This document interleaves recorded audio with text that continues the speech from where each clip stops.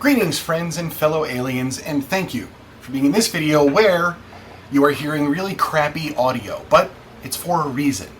So what I wanted to show you, I'm about to record the first chapter of the audiobook for Space Pew Pew, which will be coming out as a Kickstarter on August 1st. August 1st Kickstarter launch. There's going to be great perks and all sorts of cool stuff. Very excited about this release, and there's a lot of buzz about it, so we're going to hit it.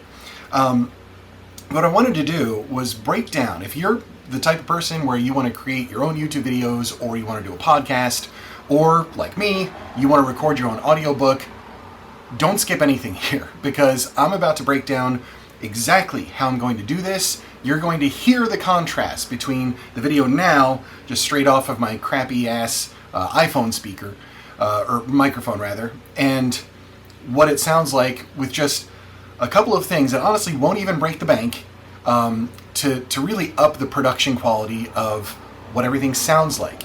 If you've watched this channel for any length of time, you know that I am really picky about my audio and how videos sound. So what I wanted to do is just kind of go through this whole thing, give you a tour of not only my new office, because I relocated here to the friendly confines of awesome New Hampshire, but to give you a sense of what some of the challenges are for me to actually record in this space. So to start out, I'm on the third floor outside of a relatively busy two-lane state highway. They need to repave the thing, trucks go by, motorcycles go by, and today is the 4th of July even on top of it all. So there's a bunch of this kind of random traffic going through. Less trucks today than normal, which is why I thought today was a good time to record. But you can just hear, now obviously my windows are open and I got a fan on because it's also really warm, but you can hear some of this ambient noise and how crappy everything sounds. So let's do a quick tour of what I have and how I have my recording thing set up, and then I'm going to flip to the good audio and maybe even show you a little bit of the post-production and how I'm going to do this in order to create an epic audiobook for Space Pew Pew. So here we go.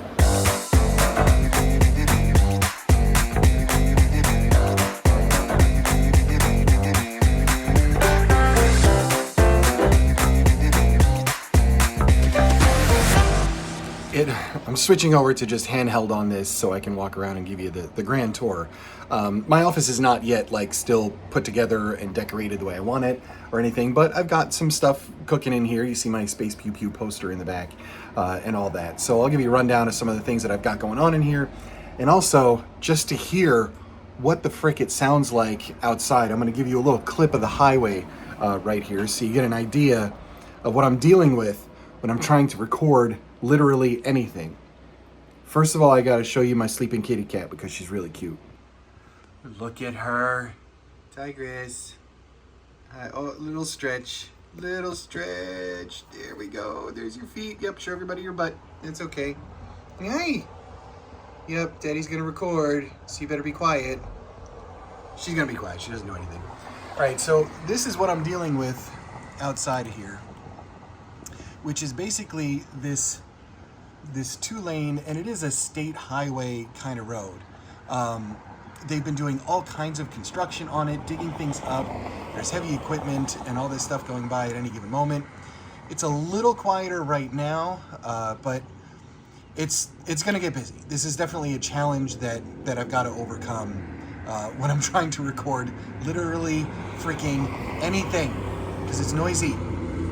Here comes it's a motorcycle. So there it is. Yeah, there they go. Now I'm hoping by the end of this, you realize that the excuse of it's too noisy is just an excuse. You can record anything you want if you're doing a YouTube video. It doesn't even matter if you have stuff like this, literally right outside of one of the busiest roads around. But I'm determined to get this book recorded, to make it awesome, and it's going to be part of the Kickstarter launch and the whole thing, and to do it my way. I did it my way, and let me show you around a little bit and show you the equipment I have and how I set up a tiny little studio, recording studio in this office, right back there, over there. All right, first of all, how epic is this, right? I've got my Call of Cthulhu Dr. Seuss version right there. Ceramic stuff that either I made or the kids made. Some Dr. Horrible. That is a legit Muppet that I got at FAO Schwartz in New York City before it shut down at the Muppet Workshop. This is a handmade ceramic tentacle that my niece made. And it's pretty epic, and I've been carrying it around. It weighs like 40 pounds. I've been carrying it around for years. And some of the Space Pew Pew bookmarks. My favorite gas giant is your mom. Are you a space pirate because that booty is out of this world? Are you the singularity because I can't stop coming into your black hole? There's the Skyrim dragon. I made this pig, so that was fun. A little bit of clay and whatnot. This chicken is ridiculous, but I love him. But my little tribute, oh, this fell down. My little tribute shelf here to my dad who passed away. That was his license plate in New Jersey.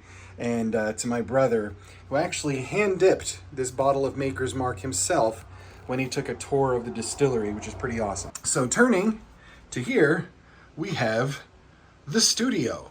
I had this weird spot with my closet right here that's just kind of like empty, and it's not even, it's like 3.5 feet across. Like you can't even really fit anything sensible in there, maybe some shelves or something.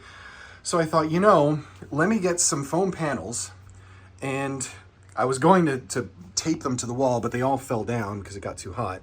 But if you can see right here, this is foam core, like craft poster board with a little foam inside. So I picked those up for $2 a pop. There's 2, 4, 6, 8 of those. I think 9 because I had another one. So under 20 bucks, I basically made a false wall and then used Gorilla Glue spray to spray the tiles. These tiles are just a foot by a foot. It's kind of nice and soft. I just want to like lay against it sometimes. So I bought 2 packs of those, which cost me about 30 bucks. So I'd say for around $50, I got this entire thing all set up. I just popped a couple of screws in the boards so they'd hold. And I'll get to why I have it in that corner and what that's going to do for me in just a moment. Right here, this kind of, I don't know, this sort of Star Wars looking thing. I'm going to move around here so you can kind of see it. I just got to step over something. This is where my microphone is. And it's inside of this shielding thing, which can kind of like bend and everything to just sort of encase the entire thing. I'll move this out of the way.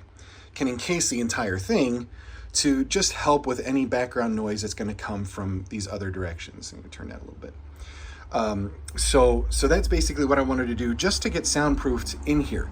Now, obviously, I've got these windows that are open right now, and I'm going to need to address that and close everything up and all that to just help with the sound that's coming in.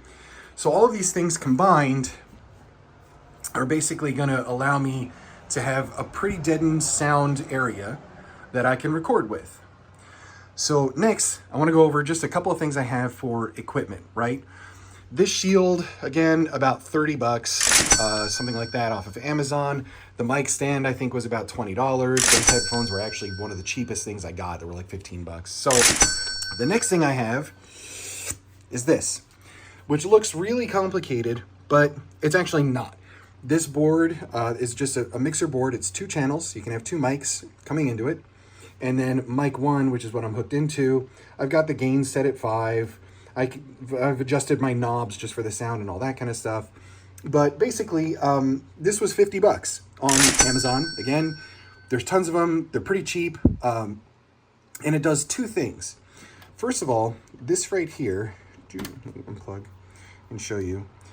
Microphone cable, right? This is what's called an XLR cable. Oop, some fuzz. It's an XLR cable. Now, an XLR cable is powered.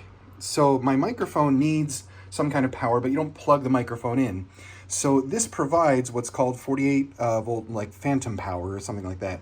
I forget exactly what it is, but it allows your nicer microphones, XLR microphones, to be powered.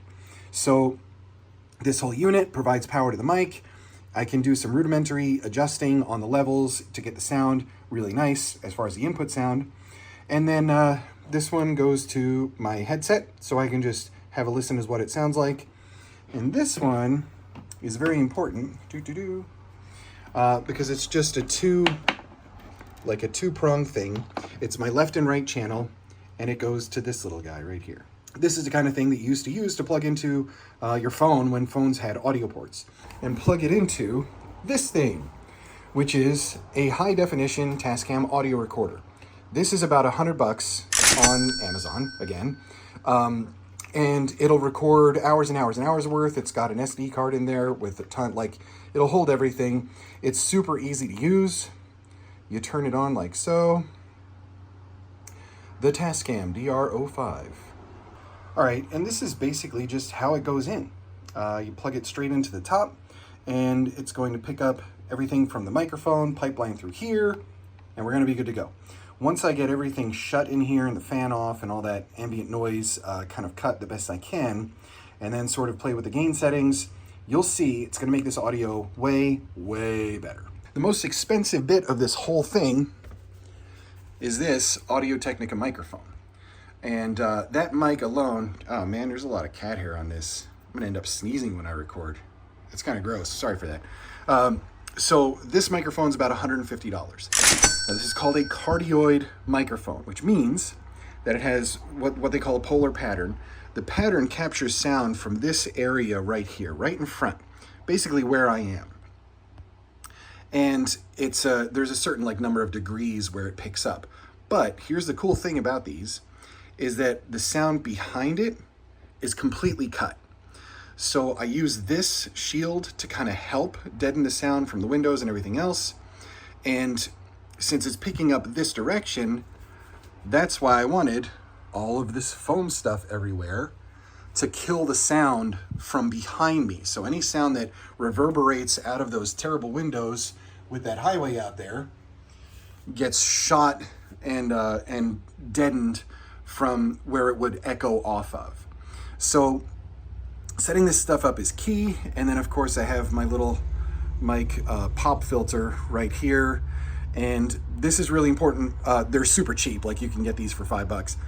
And this allows me to know basically where I need to keep my face to make the recording consistent. So that's cool too. Plus it eliminates those P's that end up popping and having more audio. Like, I'm not trying to do anything crazy here. The big thing is, I don't want to do a lot in post-production, right? I don't want to have to sit there and fiddle with like the audio things and everything. Like, it's such a pain in the ass. So for me, the big thing is making sure that the audio going in is clear as a bell, as clear as I can possibly get it for the environment, the echo, and everything else. And that way I have less to do when I'm opening up the app and trying to work on it that way. So that's pretty much my setup. It's not that complicated. I've got the microphone hooked into the board. I've got the headphones just so I can hear what it's going to sound like, and I can check any ambient noise, like cars going by and all that kind of stuff. I've got the foam pads, and well, that's it. So really, for just a couple $100, I've got an entire setup. And I'm going to switch over now. I need to get a different camera because I'm going to need my phone to actually read what I'm reading. So it's going to change a little bit here. I'll have it perched up. But I'm going to switch over, and then I'm going to switch over to the good audio. And you will hear the difference immediately. All right, here we go. Okay, so change of plans. I had a bit of a snafu. It's the day after. And I totally wanted to nail this recording yesterday, but a couple things went totally awry. And listen, don't be like me. Double check everything before you begin. I did my best, but still there was a couple things. I'm going to explain kind of what happened. First of all, I didn't have my camera fully charged, so that conked out after like a minute. I tried doing the recording anyway, but then I realized that the only thing holding my phone is my arm. And having it there for 17 minutes is really, really difficult. So I needed a way to just kind of secure my phone up so I could read my words. But then I had another issue, which was if my phone is held up high, I don't have anything to scroll with. Now, all this seems like a pain in the ass, right? But these are easily solvable problems. So I'm going to show you what I did. There was another issue, and unfortunately this is just a physical issue with yours truly, which is that if I stand in one place for more than 10 minutes, I lose feeling in my back and down one of my legs. I have had a back surgery before. I've had a ruptured disc. I've had sciatica. There's some nerve damage in there, and it's just something I have to deal with. It makes it really difficult day by day to just do some simple things, like standing in line at the grocery store without having to lean on something because I start losing feeling, then I feel like I'm gonna fall over. That aside, I'm like, okay, I need to be able to sit down and do this and be able to expand the chest so I can read. So a couple little things had to change. You just have to roll with it when stuff like this happens. So I'm gonna show you just like kind of the difference in the setup right now. Here, let me flip this around. Okay, same studio space, same whole thing. Same stuff. This time I added a chair. It was the least noisy chair that I could find in here, which is just a simple fold-out chair, which is fine. Second thing is I have this tripod. I've had this one for like a really long time. I don't even know where I got it or how much. It was a while ago. And even though this didn't fit and it's a super janky setup, there's like a screw missing and everything, it's gonna work. This is just a little phone holder thing that you clamp your phone to. And there you go. So I'll be able to sit there, look at the phone, which will actually help me raise my chin so I'm right on the mic, which is still right there with all that stuff, all snug as a bug in a rug. And this setup, I already tested, will allow me to sit there for 15 minutes and everything's cool. Now the problem is, if I'm there and the phone's there and the microphone's in between us, how do I scroll? And how do I read what I'm supposed to read off my phone and not off paper? Then you'd hear paper shuffling and all that. So I'm going to show you. Our solution to this conundrum is this. This is the keyboard from my Mac. It is a basic Bluetooth keyboard, but it is nice and quiet. So what I'm going to do is just put this thing in my lap, connect it to my phone via Bluetooth, and use the arrow keys right there to scroll down as I'm reading, because the document, that it's up on Google Docs, which is pretty easy. So you won't even hear the keys because I'll just be pressing one key gently and I'll be able to do the whole thing and scroll as I go. It's a makeshift teleprompter. That's what I'm going for. Again, you have to kind of go with the flow when some of these things happen. It's hard to get a perfect setup every time when you're trying to do it at home and on the cheap. This is part of the game. Yeah, it's kind of annoying, but at the same time, like, you can easily overcome some of these issues. Just a little bit of ingenuity. Duct tape would have held my phone fine.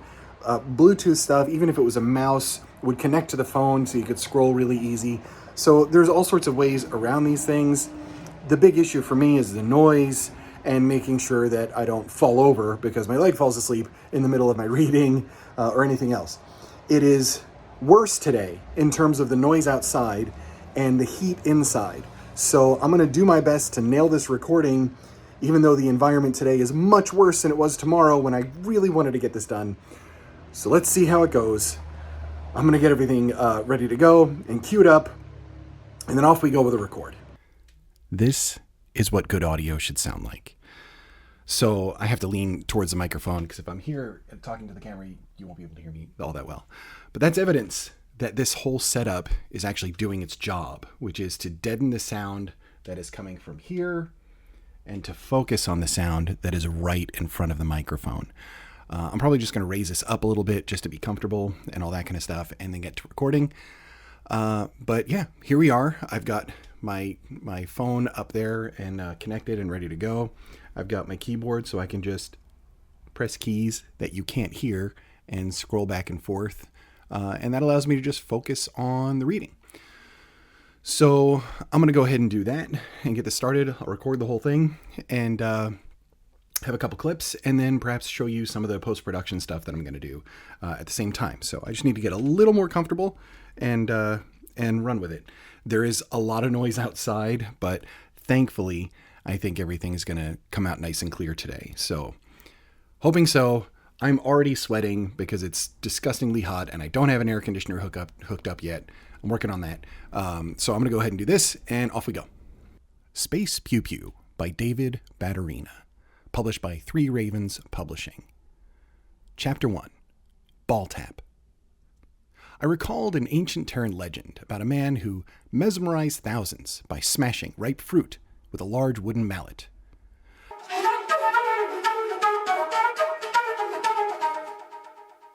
I opened my eyes to the report of gunfire from every direction and was staring straight into the face of my O-class 9th generation dark matter-powered android companion, Toshiro.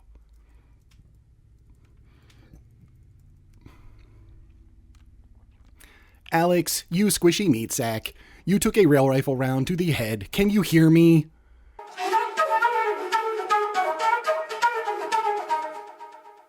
And we're back.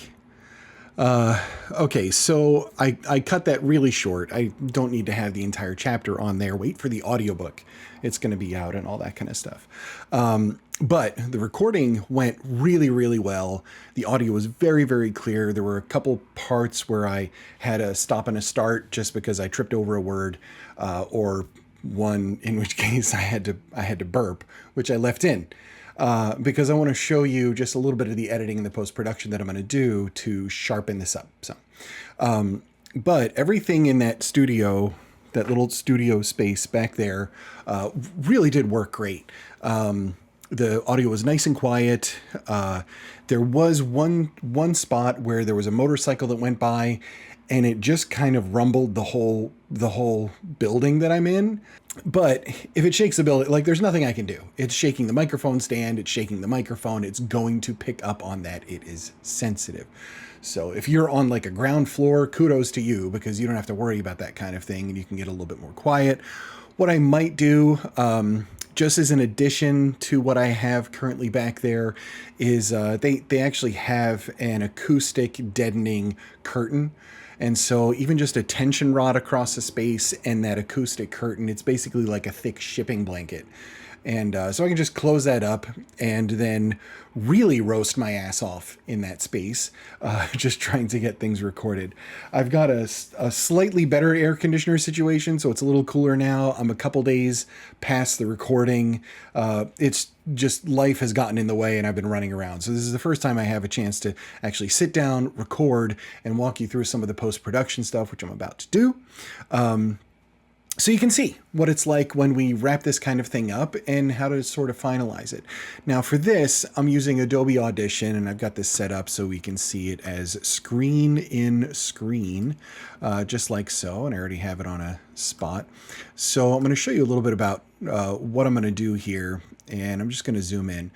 First things first, when you have a recording like this, if there's a spot you need to edit, super easy. You usually just highlight it and hit delete and the thing's gone. So like easy enough. The spot that I'm aiming for here is right around the 7.5 minute mark. And it's to match what you saw. Ooh, went too far. It's to match what you saw in the video clip itself. So let me get over to right around 7, I think it was around 7.5, at least I thought so. Maybe not. Let's listen right here and see. Yeah, because I deleted a little bit off the front. So I opened my eyes to the report of gunfire from every direction and was staring straight into the face of my O-class 9th generation dark matter-powered android companion, Toshiro. Okay, so I've said that many, many times. So right here is the spot where I had to like hold in a burp. Look, body noises can be gross when they're like, you know, really close to a microphone in a recording. So this whole section, you can kind of hear it like a little bit in there, but I need to get rid of that. And so I finish it out with this part. Android companion, Toshiro. I do want a little bit of a break right after that. So I'm going to get rid pretty much from there up to that spot, and I just hit delete, move it over. So now this is the spot where I want to do some editing and show you what I'm going to do here. Let's start right here. Alex, you squishy meat sack. You took a rail rifle round to the head. Can you hear me? Okay. So a little up and down, I try to do like my voice modulation for it, right? Just so I know like what's going on. Oop, I closed it. I shouldn't have. Okay, so what I'm going to do is change the pitch with this yellow line that's right here. Okay, so Alex, you squishy meat sack. So I'm staying kind of high and then bouncing low. So I'm going to go ahead and start with what's called a little keyframe here. So you just hit it once, and then I'm going to raise this up. Alex, you squishy meat sack. Okay, so there we go. That's what I was looking for. Right, that. You took a... Alex, you squishy meat sack. Okay, so it's a little high. So I'm going to go like that and kind of keep it a little higher for this part. Alex, you squishy, and then meat sack, I want to drop back down. Alex, you squishy meat. Okay, so squishy right here, right? You squishy meat sack. Okay, so squishy right here. Squishy meat sack. Okay. So when I'm doing this, I want to go ahead and even raise it up a little bit more. And then we're going to drop it down like so. And then bring this one back down to what would be considered normal, right? So let's see what this sounds like. Alex, you squishy meat sack. Okay, so this allows me to just sort of change the modulation on the voice to have Toshiro sounding like an android through it. Again, this just takes a few seconds. Once you get into the habit of it with some of your shortcut keys and all that kind of stuff, it makes it a little bit easier to go through and do some of these little tricks and whatnot to just bring the audio back out. Now, obviously, if you're doing a podcast or YouTube video, you don't necessarily want to have your voice sounding like that. I'm just showing you some of the stuff that I would do in the post-production in order to just give it that little bit extra flair for it. Now, an entire book where Toshiro has a ton of speaking parts, yeah, it'll take me some time to go through and do all voice modulation and things like that. But like I said, you're listening to the whole thing through anyway to try and catch any moment where maybe you waited too long to shorten that up, or whether there was a pop of background noise where you want to delete it, or something along those lines. So I've got to listen to all this and edit it anyway. My goal here is just to add a little bit of playfulness to Toshiro's voice. It makes it easier to understand when he's talking when you're listening to it as an audiobook. And it just adds that nice little bit of color to him, to his character throughout. So to wrap this all up, right, I'm going to go ahead and switch back over here. To wrap this all up, it doesn't take a ton to get a good recording down. And you can use some of the techniques I did, some of the types of equipment. You don't have to use any of that. Do it your own way. There are no set rules. The only rule is make sure that your voice sounds good, that the audio is clean and clear, and that you're really satisfied with it, and add some professionalism to it. If you're going to make any investment where you have less than, say, $400-$500 laying around to throw at a project like this, definitely that microphone, in my case, this Audio Technica right here, it's priority number one. That great mic is going to do so much for you, and it makes everything sound so much better. So do your research in terms of cardioid, hypercardioid, polar patterns, and all that kind of stuff. You're going to have to go back to school a little bit to do this. YouTube University is right there for you, and hopefully this is one of the videos that can become a resource for you for some ideas to see how I did things. And absolutely, find me on Facebook, on Twitter, X as we call it now. I got to update my thing up there. Or all those kinds of things. If you have questions about this and you want to start your own recording and you're like, man, I saw your video, you did it this way, I have a question for you, please just ask. I'm always willing to help and provide some advice and a little bit of guidance. The rising tide lifts all boats, right? So the better all of our recordings are and the better all of our books are, the more readers there will be, the more there will be people listening, and it's better for all of us. We're not competitors. We're in this kind of stuff together, and we're just all trying to get our creativity out there into the world, which is exactly what I'm trying to do. So on that, if you haven't yet, please go to davidbatterina.com, sign up for my email newsletter there. You will get an update when Space Pew Pew is ready to launch. The Kickstarter is coming up in just over 3 weeks. And so that's a good way to get notified. The Kickstarter is only going to be open for about a week or two. We're not keeping it open very long. It is going to be your only chance to get this awesome book filled with hilarity before the public release on November 1st. So you will get it early, as long as all sorts of cool perks. You see my... I can never do this right. I look at the screen. You see my trading cards right here. You get a full set of signed trading cards as one of the perks of the Kickstarter, as well as my other book that's coming out, Joy Jitsu, my nonfiction book, all about living a joyful life that I wrote in tandem with Budo Brothers up in Canada. And that was one of the last videos that I recorded. You can see our entire adventure there, and that was really fun. So lots of great stuff coming. I really hope you'll support the project, and I really hope you found this video useful or at least entertaining in some way. Again, do it your way, right? Just there's no set rules to any of this. It's just making sure that you're happy with it, you're satisfied, and you feel like you've given it your best. That's where we want to go, and then little upgrades over time are going to get you the rest of the way. So, thank you so much for watching. I appreciate it very, very much. Keep an eye on this space. More content is going to be coming out very, very soon, particularly as we get ready for Space Pew Pew to launch and the Pewniverse to, I'm calling it that, I think it works, to be upon us. So thanks again, and I will catch you on the next video.